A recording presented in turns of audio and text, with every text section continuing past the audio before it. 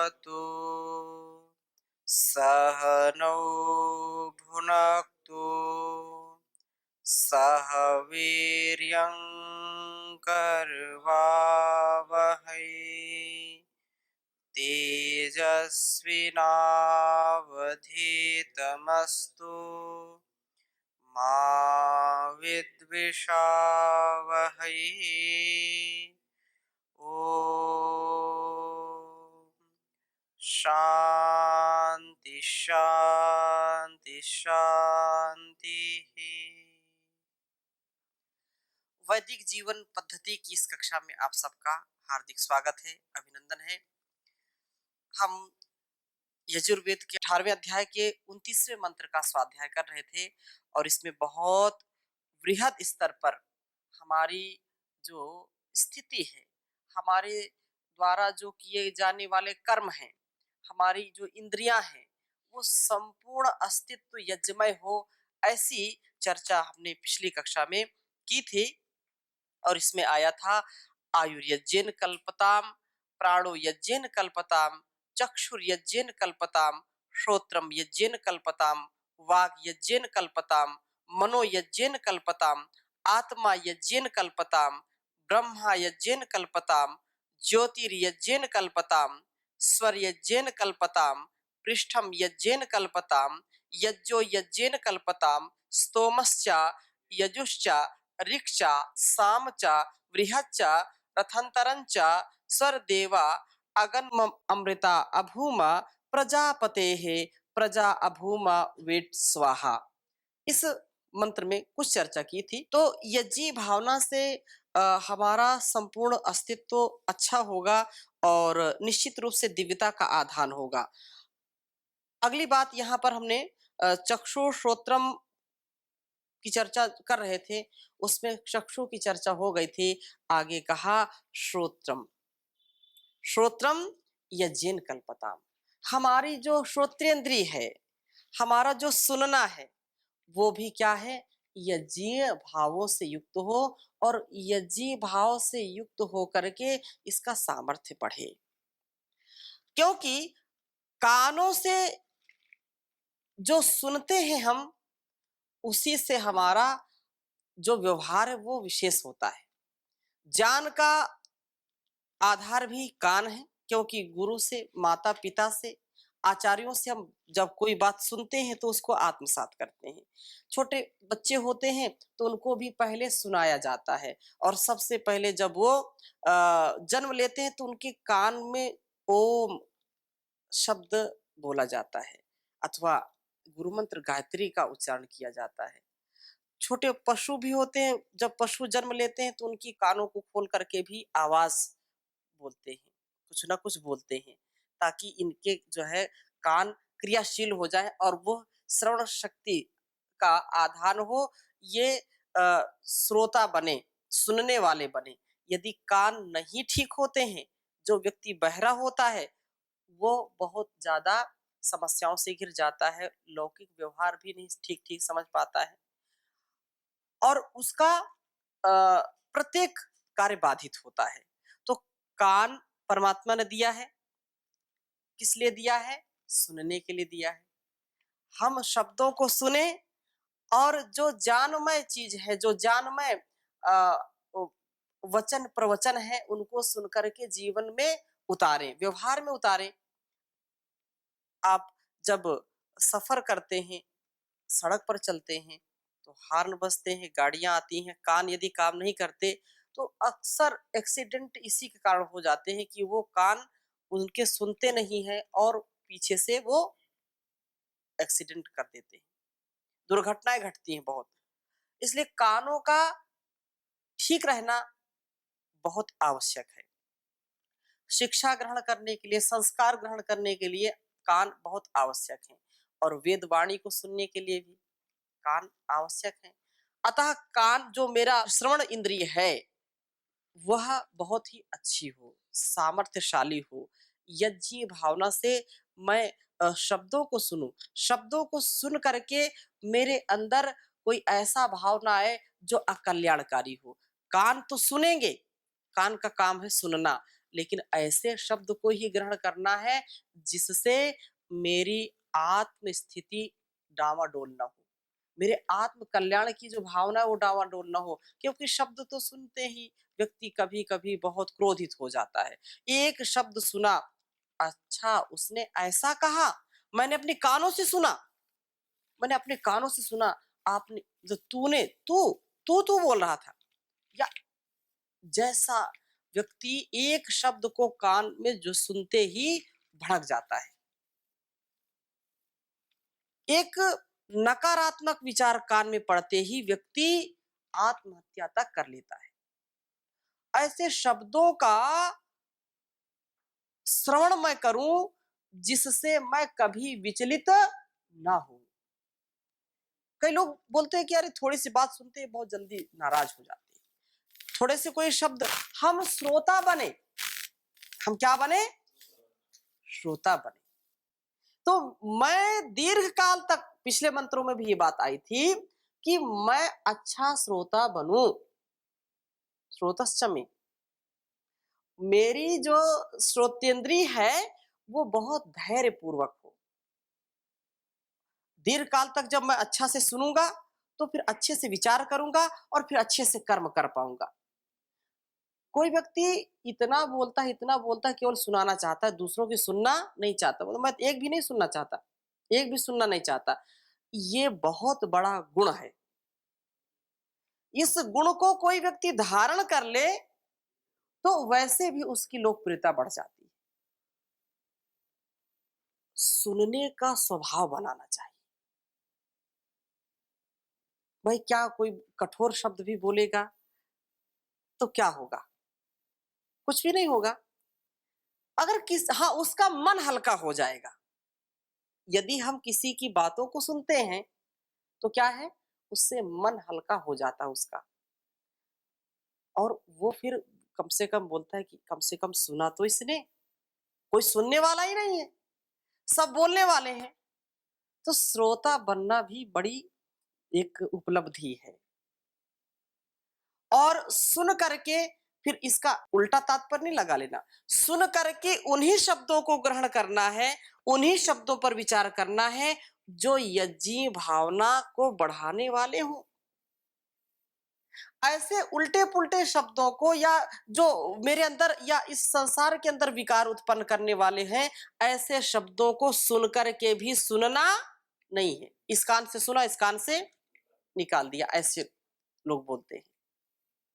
और जो शब्द मेरे मेरे समाज, मेरे राष्ट्र, मेरे दुनिया, इस संसार का उद्धार करने वाले हैं, आत्म उद्धार करने वाले जो शब्द हैं, गुरु के जो उपदेश हैं, जो संतों के उपदेश हैं, माता पिता गुरुजनों के आदेश हैं, उनको सुन करके, उनको समझ करके अपने जीवन में उतारे तो यज्ञी भावना से उत्प्रोत होंगे। और कुछ लोग जो है बोलते हैं कि जानबूझ नर करे ढिठाई, सुन करके, जानबूझ करके, उन सुन करके भी अनसुना करते हैं, वो व्यक्ति कभी उन्नति को प्राप्त नहीं हो पाते। अच्छी जो बातें हैं, अच्छे जो आचरण युक्त प्रवचन हैं, हमारे जीवन में जो दिव्यता को भरने वाले प्रवचन हैं या वचन हैं, उनको सुन करके, आत्मचिंतन करके उनको उतारने से ही लाभ मिलेगा। इसलिए जब हम उनको सुनते हैं तो हमारे अंदर एक भाव जागृत होता है। यदि सच्चे हृदय से सुना है और एकाग्रता से सुना है, वो हमारे स्वभाव में परिवर्तन करने वाले होते हैं। नहीं तो कोई कितनी भी कथा सुने, कितने प्रवचन सुने, वो जब तक उसको भाव से नहीं सुनेगा वो आएगा नहीं। मन तो कहीं दूसरे स्थान पर लगा होता है। इसलिए हम सुन करके उसको मनन करें और अपने जीवन में उतारें। उन बातों को कभी ना सुने जो हमारे अंदर कुसंस्कार उत्पन्न करने वाले। पूरा प्रवचन हो गया, 2 घंटे 3 घंटे या आधे घंटे, बोले क्या सुना, बहुत अच्छा प्रवचन था, लेकिन क्या सुना ये पता नहीं चला।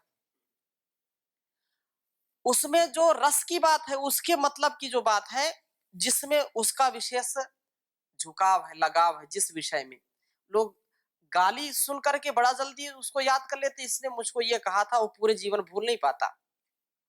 कठोर वचनों को कभी भूल नहीं पाता। जो जैसा व्यक्ति होता है वैसा उसकी ग्राह्य शक्ति हो जाती है। गलत विचारधारा है तो गलत विचारों को, गलत जो शब्द है उनको कैच कर लेगा, अच्छे शब्दों को कैच नहीं करेगा। जो व्यक्ति गुणग्राही है, एक शब्द मुंह से निकला और उसको तुरंत वो अपने मनो मस्तिष्क पर उतार लेता है। तो यह वेदवाणी सुने कान तेरे सदा वेदवाणी, सुने कान तेरे सदा वेदवाणी, तू कर वेदवाणी मनन धीरे धीरे, मिलेगी प्रभु की शरण धीरे धीरे। तो उस परमात्मा की शरणागति की प्राप्ति कब होगी? जब हम सुनने का स्वभाव बनाएंगे, सुनने का श्रोता बने अच्छे। जो अच्छा श्रोता होगा वो अच्छा वक्ता भी होगा, जो अच्छा श्रोता नहीं वो अच्छा वक्ता भी नहीं बन सकता है। अच्छा वक्ता बनने के लिए अच्छा श्रोता होना परम आवश्यक है। इसलिए हम श्रवण करें, मनन करें, निधिध्यासन करें। इस श्रुति परंपरा है। पहले ऋषियों की वाणी को शिष्य सुनते थे, सुन सुन करके उनका ज्ञान वो अपने अंदर आत्मसात करते थे। और अगर वो सुनते नहीं तो कभी विद्वान बनते नहीं, बन पाते। महर्षि देव दयानंद जी गुरु विरजानंद जी से पाठ सुनते थे, प्रज्ञाचक्षु थे, वो सुनते थे और सुन सुन करके उन्होंने जो है सांगोपांग वेदों का, व्याकरण आदि का अध्ययन किया। और वो बोलते थे, गुरु विरजानंद जी बोलते थे दंडी स्वामी कि भाई एक बार मैं पाठ को पढ़ाऊंगा और यदि नहीं समझ में आया मैं पाठ सुनूंगा, नहीं समझ में आया तो मेरे पास आना नहीं, यमुना में जाकर के डूब मरना। वो एक बार बोलते थे और पूरी एकाग्रता से महर्षि दयानंद सुनते थे और वैसे पाठ वो सुनाते थे उनको। तो ये श्रवण की शक्ति मेरे कानों में हो, कान का कच्चा ना हो मैं, कि कुछ भी आकर किसी ने कान में फूंक मार दी और उसी से तिलमिला उठे, ये बड़ी भारी बीमारी है। पहले सुनिए, समझिए, जानिए, इसके बाद अपनी क्रिया प्रतिक्रिया करिए।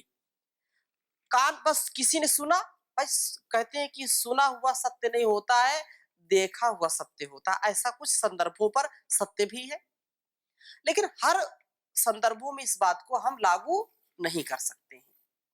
अतः यदि कोई गाली भी दे, कोई अपशब्द भी बोले, तो व्यक्तिगत जीवन में हमको बड़े धैर्य के साथ उनको सुनना चाहिए, सुनने का सामर्थ्य अर्जित करना चाहिए। कुछ तुरंत ही प्रतिक्रिया करते हैं, एक शब्द सुना नहीं और तुरंत उबल पड़ते हैं, ये स्वभाव ठीक नहीं। सुनने का सामर्थ्य हो। और वो ददतु ददतु गालिम गालिमन्तो भवन्तः वयमपि तद्भावे गालिदाने समर्थः जगति विदितमेता दीयते विद्यमानं नहि शशक विषाणा कोऽपि कस्मै ददाति। कोई व्यक्ति गाली दे रहा तो देने दो, आपकी गाली चिपक गई क्या, अब शब्द चिपक गए क्या? व्यक्तिगत जीवन में अति सहनशीलता होनी चाहिए और जो सहता है वही रहता है और जो सहता नहीं वो रहता नहीं है। सहमर्षणे, उसको जैसे सुना उसका मर्षण कर दिया, मसल के रख दिया। ऐसा व्यक्ति जीवन में कुछ गति प्रगति को करता है। हम व्यक्तिगत जीवन में भी देखें, जो सहनशील होता है वही व्यक्ति आगे कुछ करता है। मेरे श्रोत्रेंद्रिय क्या है, यज्ञी हो, यज्ञी भावना को बढ़ाने वाले हो, ऐसे शब्द जो मेरे कानों में पड़ते हैं। और अगली बात क्या कही कि चक्षुष श्रोत्रम वाग यज्ञेन कल्पता, मेरी वाणी भी क्या है, यज्ञमय, यज्ञ सामर्थ्य को बढ़ाने वाली कल्याणकारी वाणी मैं बोलूं। ऐसा सामर्थ्य मेरे अंदर हो कि मेरी वाणी बोलते ही लोग शांत हो जाएं, लोग सुनने लगे, लोग आकर्षित होने लगे। मेरी वाणी रसदार हो, नीरस न हो।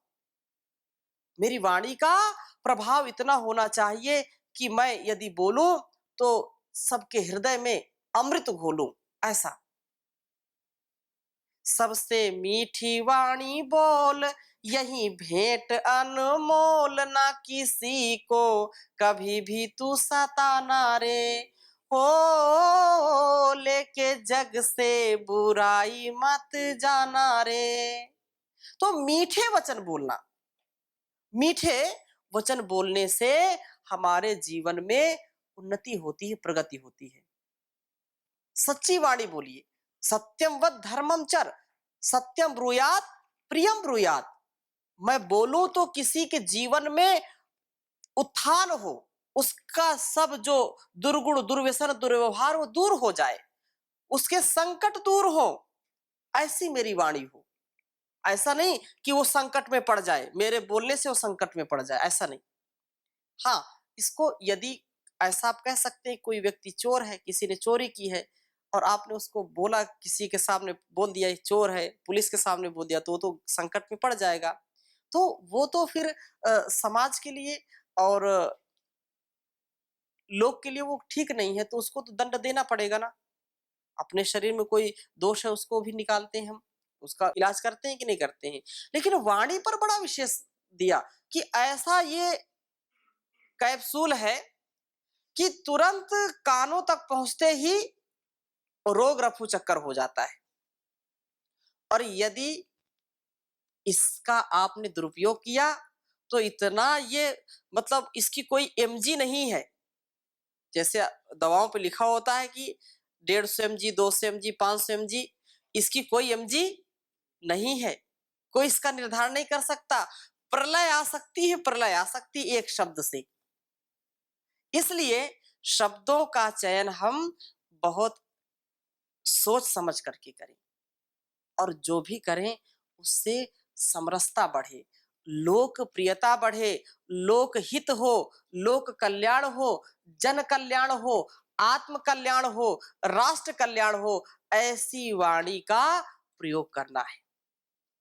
ये वाक यज्ञेन कल्पताम, चारों ओर सुख शांति का, समृद्धि का, ऐश्वर्य और कीर्ति का आधान करने वाली ये मेरी वाणी होनी चाहिए।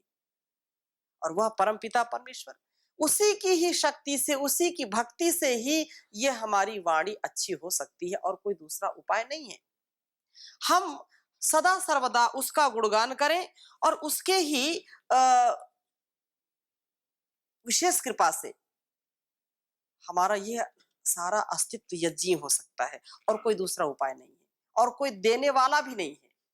गुरुओं का जो गुरु है वो परम पिता परमेश्वर, वो हमारे ऊपर विशेष कृपा करता है, तो हम उसको ग्रहण करने वाले बने। ये मन तो कभी कभी क्रोध आता है, कभी कुछ बोलता है, कभी कुछ बोलता है। तो मन भी यदि हम इससे नियंत्रित करेंगे, प्राण जो यहाँ पर कहा, उससे भी हमारा कल्याण होने वाला है। और इसलिए कहा तन्मे मना शिव संकल्पमस्तु। यही प्रार्थना हमको उस परमात्मा से करनी है कि मेरे अंदर शांति का आधार, शब्दों को सुन करके, दृश्य को देख करके, वाणी को बोल करके यदि मेरे अंदर का उत्साह डाउन हो रहा है, मैं नीचे गिर रहा हूं, तो वो यज्ञ नहीं होगा। इस बात को नोट कर लेना। मुझको देख करके किसी को भय आ रहा है, शोक आ रहा, लज्जा आ रही है, या अंदर मेरे हृदय की धड़कन बढ़ रही है, तो वो कल्याणकारी नहीं, यज्ञ नहीं। किसी शब्द को सुनकर के मेरा पारा हाई हो रहा है, क्रोधित हो रहा हूं, भय आ रहा, शरीर कांप रहा है, लज्जा आ रही है, तो वो ठीक नहीं है। मैं बोल करके किसी को पछता रहा हूं, या मेरे अंदर भय उत्पन्न हो रहा, तो वो भी ये नहीं। जो मैं देखूं, जो सुनूं, जो बोलूं, उससे मेरे अंदर अनंत शांति की प्राप्ति हो। मेरे अंदर की शांति भंग ना हो, तो समझो कि यज्ञ हो रहा है। ये उससे और उत्साह आए, ये एक विशेष पहचान है इसकी। और वह शांति कौन देगा? परमपिता परमेश्वर देगा। बना दो शांतिमय मन को, यही है कामना मेरी। बना दो शांतिमय मन को, यही है कामना मेरी। रहे चंचल न मन मेरा, यही है प्रार्थना मेरी। रहे चंचल न मन मेरा, यही है प्रार्थना मेरी। बड़ा आनंद आता है प्रभु तब ध्यान कीर्तन में। बड़ा आनंद आता है प्रभु तब ध्यान कीर्तन में। रहूं उसमें सतत रत मैं, सुखद है अर्चना मेरी। रहूं उसमें सतत रत मैं, सुखद है अर्चना मेरी। बना दो शांतिमय मन को, यही है कामना मेरी। चपल चित दौड़ जब जाता, मजा उस में तब नहीं आता। बनाऊं दास मैं उसको, यही है धारणा मेरी। बनाऊं दास मैं उसको, यही है धारणा में। रहे चंचल न मन मेरा, यही है प्रार्थना मेरी। बनूं मैं संयमी त्यागी, तपस्वी ब्रह्म अनुरागी। बनूं मैं संयमी त्यागी, तपस्वी ब्रह्म अनुरागी।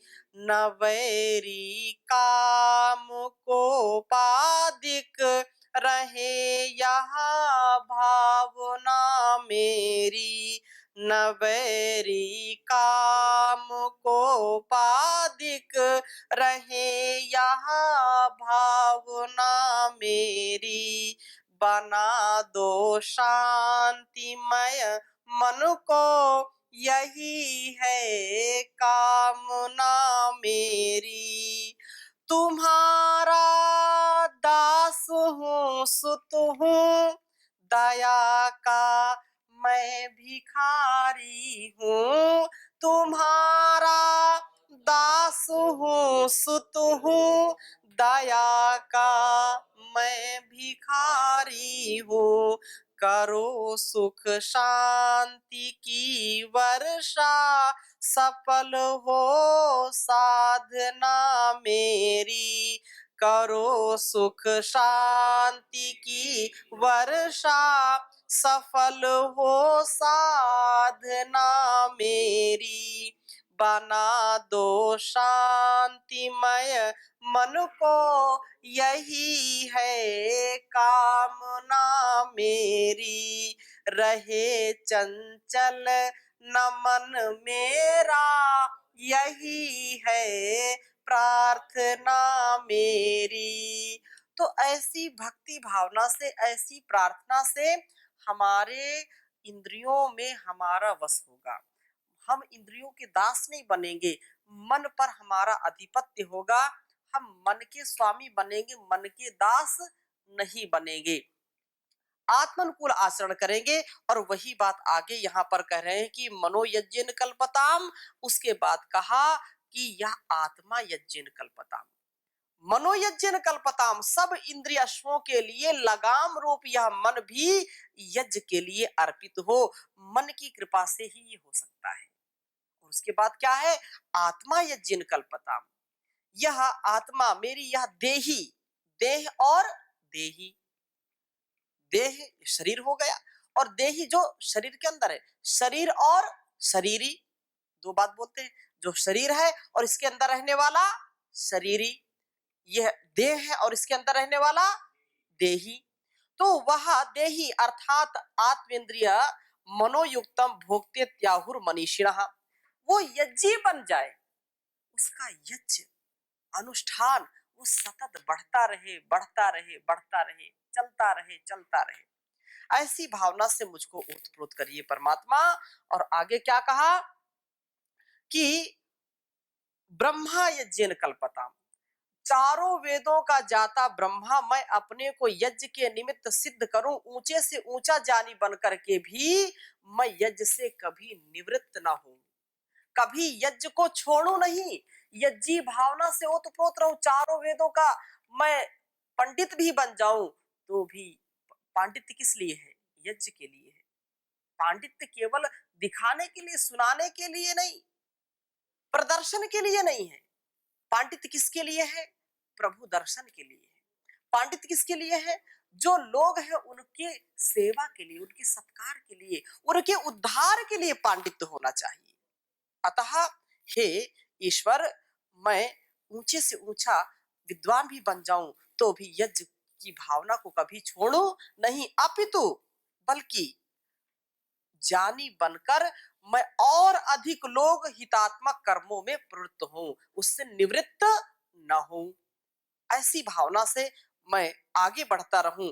और आगे कहा ज्योति यज्ञेन कल्पताम, मेरा यह अंतःकरण यज्ञों के लिए सिद्ध हो, मैं अपने अंदर उस प्रभु के प्रकाश को देख करके पूर्ण रूप से यज्ञ बन जाऊं। इस यज्ञ से मैं अपने उस यज्ञ को भी उपासित करूं। स्वर यज्ञेन कल्पताम, स्वरिति व्यानः व्यानः सर्व शरीरः, अर्थात मेरा सर्व शरीर व्यापी व्यान वायु यज्ञ के निमित्त सिद्ध हो, अर्थात मेरी एक एक चेष्टा यज्ञ के लिए हो। पृष्ठम पृष्ठोत्रम स्वर्ग स्थानम दिवो नाकस्य पृष्ठात, मेरा सारा प्रभु स्तवन या सुखमय स्थिति यज्ञ के लिए हो, यज्ञ से ही मैं प्रभु स्तवन समझूं और यज्ञ को ही स्वर्ग जानूं, यज्ञ में ही आनंद लूं, यज्ञ में ही सब कुछ प्राप्त करूं। लोक हित के लिए स्वार्थ की भावना से ऊपर उठ करके किए गए कर्म यज्ञ हैं। यज्ञो यज्ञेन कल्पताम, मेरे यज्ञ भी यज्ञ के लिए सिद्ध हो, यज्ञात्मक कर्मों को करते हुए मुझे किसी प्रकार की फलेच्छा न हो। और इन्हीं शब्दों के साथ, इन्हीं शुभकामनाओं के साथ आज की कक्षा को यहीं पर विराम देते हैं। शेष चर्चा अगली कक्षा में। ओम शांति शांति शांति।